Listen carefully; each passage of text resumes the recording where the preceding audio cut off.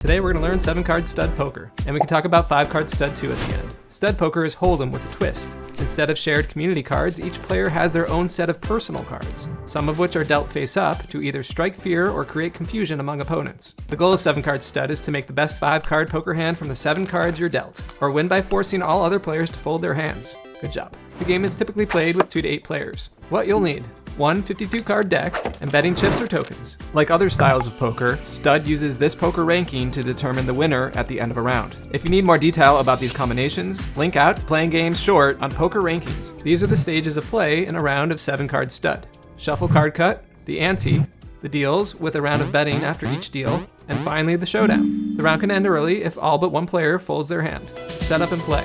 Select the game's first dealer.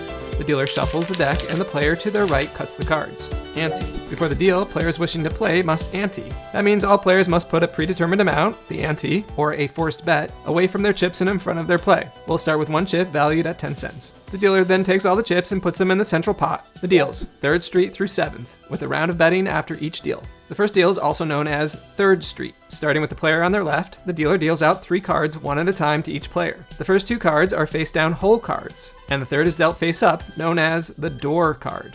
Betting begins with the player who has the lowest visible card. From them, betting continues clockwise. Players have 3 choices. They can call, which means they match the bet and put in the amount of chips to match the running bet. They can raise by putting more chips forward, increasing the bet. Or they can fold, which means they're out of this round, losing any chips they've put forward thus far.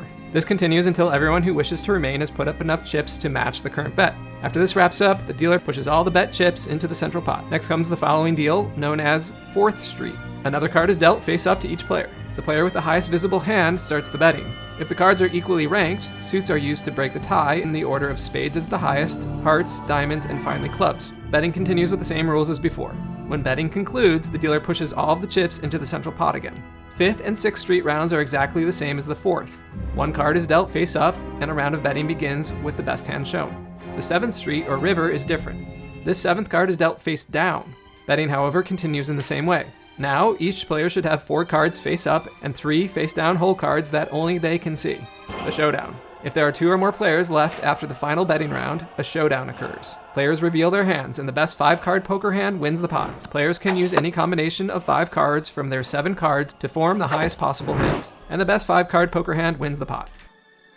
5-card stud. But what if you wanted to play 5-card stud? Instead of 7, each player is dealt a total of 5 cards. Only 2 cards are dealt on the first deal, 1 face down and 1 face up. In subsequent deals, the dealer deals 1 card face up to each player. Unlike 7-card stud, where players receive 7 cards and more rounds of betting, 5-card stud involves only 5 cards and fewer opportunities for betting and strategy. The objective remains to make the best 5-card hand or win by forcing all other players to fold. Tips: pay close attention to the visible cards. This will help you understand what hands are possible or likely for your opponents. The ability to remember dealt cards that have been folded is invaluable, as it helps you calculate the odds of receiving a card you need. When you have a strong hand or a good draw, be aggressive with your bets. This strategy can help build the pot and put pressure on opponents with weaker hands, forcing them to either call with insufficient odds or fold. If you have a weak hand, fold it early to avoid losing chips. Bluffing. Bluff when your face-up cards suggest you might have a strong hand and you don't. And semi-bluff when you have a decent hand that could get better in further rounds.